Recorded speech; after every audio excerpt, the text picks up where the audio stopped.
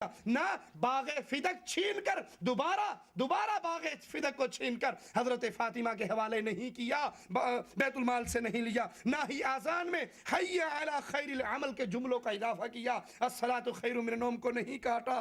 तो फिर अगर अबू बकर उमर काफिर थे, गासिब थे, उन्होंने अली की इमामत गसब की थी, तो जब हजरत अली खलीफा बने, हुकूमत अली की, फौज अली की, ताकत अली के पास, तो लोगों को हजरत अली ने क्यों नहीं बताया कि अबू बकर उमर ने मुझ पे जुल्म करके मेरी खिलाफत छीनी थी। आप सुनते होंगे ना, अली वलीउल्लाह वसी रसूलुल्लाह खलीफतुहु बिला फसल, बगैर फासले के असल हुक्मरान, असल ये आदमी था जो इसका हकदार था। तो हजरत अली ने एक मरतबा अपनी हुकूमत के दौरान नहीं कहा कि अबू बकर जालिम था, उमर जालिम था, उस्मान जालिम था, मेरी खिलाफत पर नाजायज कब्जा किया था, बल्कि उन्होंने इसके उल्ट किया। अबू बकर की तारीफ की, उमर की तारीफ की कि ये अल्लाह के नबी के बाद सबसे ज्यादा अफजल हैं। तो मैं सवाल करता हूँ अक्लमंद शियों से जो हक की तलाश करना चाहते हैं कि हमें वो काम करना चाहिए जो अली ने किया, हजरत अली ने इनकी तारीफ की, या हमें वो काम करना चाहिए जो तुम्हारे मौलवी कर रहे हैं, तुम्हारे जाकिर कर रहे हैं। मुआविया रज़ियल्लाहु अन्हु वर्ज़ा शिया कायद के मुताबिक काफिर थे, नाऊज़ु बिल्लाह।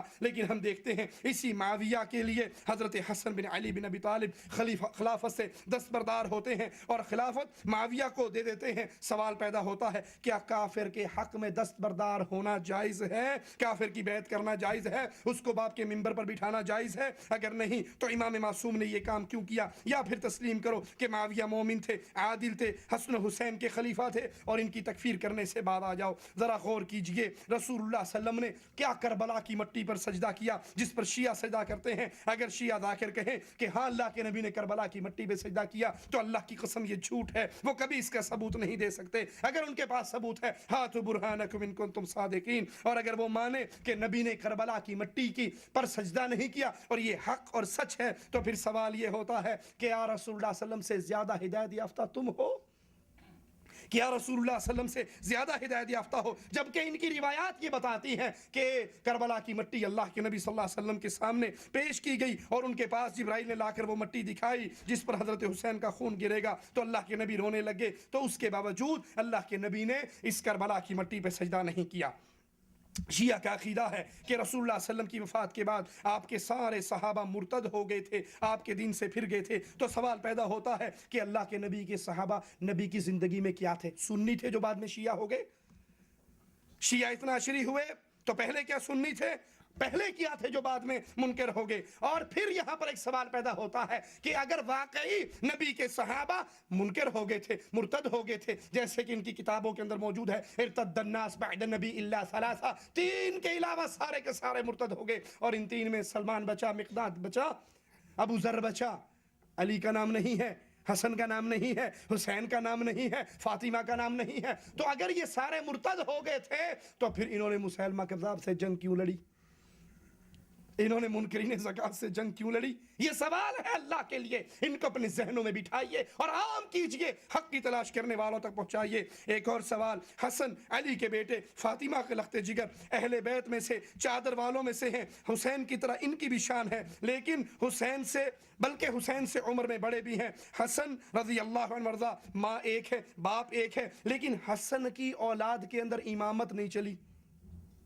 औलाद में सारी इमामत चली तो हजरत हुसैन की औलाद में से आइमा हुए, तो हजरत हसन दर्जे में हुसैन से ज्यादा बड़े थे। इनकी औलाद में से लिए, इनकी औलाद में से इमामत क्यों नहीं चली? अल्लाह के नबी जब बीमार हुए, नमाज पढ़ाने के काबिल ना रहे, अली मौजूद है, हसन मौजूद है, हुसैन मौजूद है, अकील मौजूद है, यसार अब्बास मौजूद है, इनकी मौजूदगी में रसूलुल्लाह सल्लल्लाहु अलैहि वसल्लम की मुसल्ला इमामत पर एक मरतबा भी ना अली खड़े हुए, ना हसन खड़े हुए, ना हुसैन खड़े हुए, बल्कि अल्लाह के नबी ने कहा जाओ अबू बकर से कहो वो नमाज पढ़ो, पढ़ाए। हालांकि ये इमामत सुगरा इमामत कुबरा की दलील हुआ करती है जो आज मुसल्ला, और उस दौर के अंदर इमाम सिर्फ नमाज का इमाम नहीं होता था, वही हुकूमत का इमाम भी हुआ करता था। रसूलुल्लाह मस्जिद नबवी के इमाम थे तो मुसलमानों की हुकूमत के सरबराह भी थे, और अबू बकर इमाम थे तो खलीफा भी थे, उमर इमाम थे, खलीफा थे, उस्मान इमाम थे, खलीफा थे। अल्लाह के नबी सल्लल्लाहु अलैहि वसल्लम ने अपनी बीमारी में अबू बकर से कहा तू नमाज पढ़ा।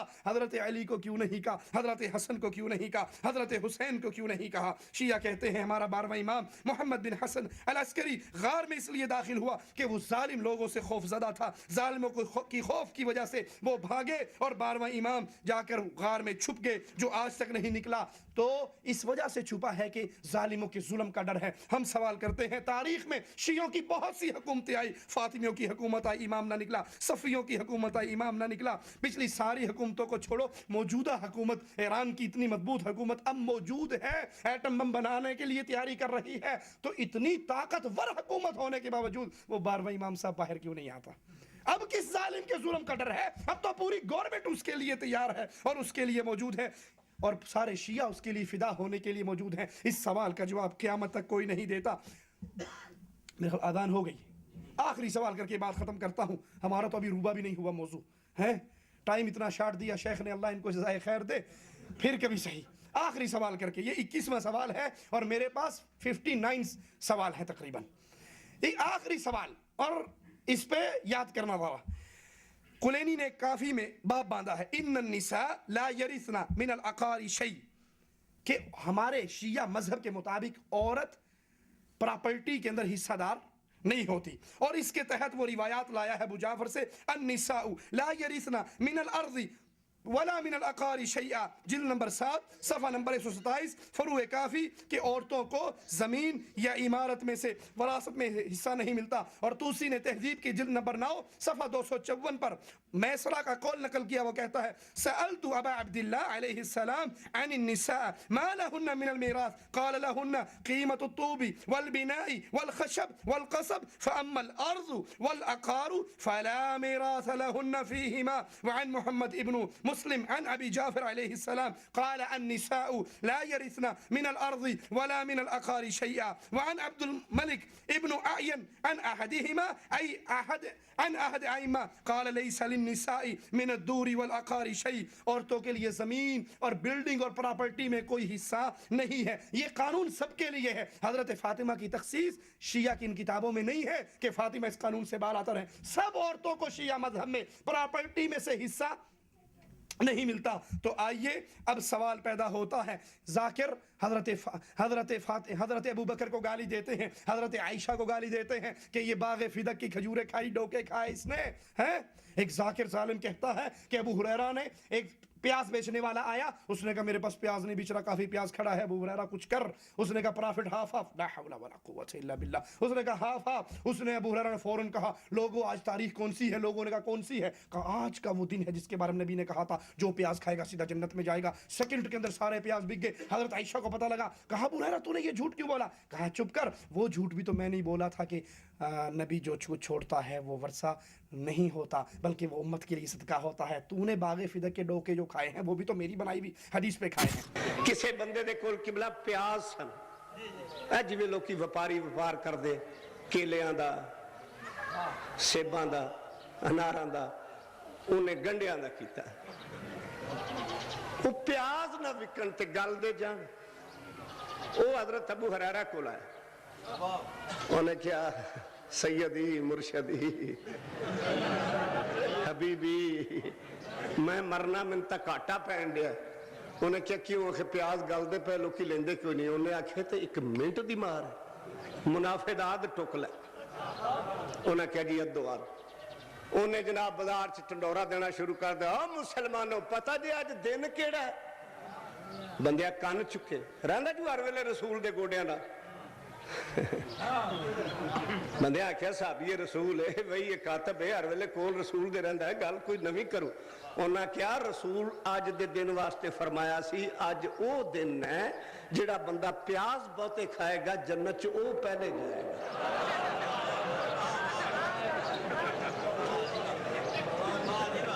लोकी कपड़े छापे लैके टुर पे, उन्हें भी फाटक खोल दिता, बचिया छिल्लड़ ही ना, विक गए।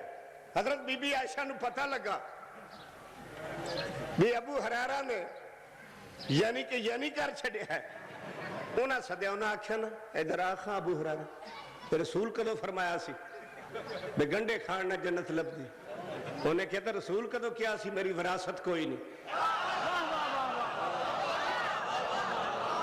जे एक गल मैं ना बनाउंदा ते बीबी फिदक दियां खजूरां तू भी ना रड़कदी। ये साडी मर्जी है, जिधर मर्जी टोर दी है। मुसलमान तारीख इस्लाम ने नबी और नबी दी आल ते ओ बहतान लाए जिन्हां दा हकायक नाल दूर दूर तक वास्ता नहीं। ठीक है, अबू बकर को भी गाली देते हैं, हजरत आयशा को भी गाली देते हैं कि बाग फिदक जो असल में हक था फातिमा का, वो कब्जा कर लिया अबू बकर ने। अब सवाल पैदा होता है, भाई तुम्हारे अपने मजहब की किताब में लिखा है कि औरतों को प्रॉपर्टी में हिस्सा, तो हजरत फातिमा का जो हक था वो तो तुम्हारे मजहब के मुताबिक उनका बनता ही नहीं था, बकौल तुम्हारे। ये तो हजरत फातिमा का नहीं, क्योंकि औरतों को तुम्हारे मजहब के अंदर हिस्सा नहीं दिया जाता, वरासत नहीं दी जाती।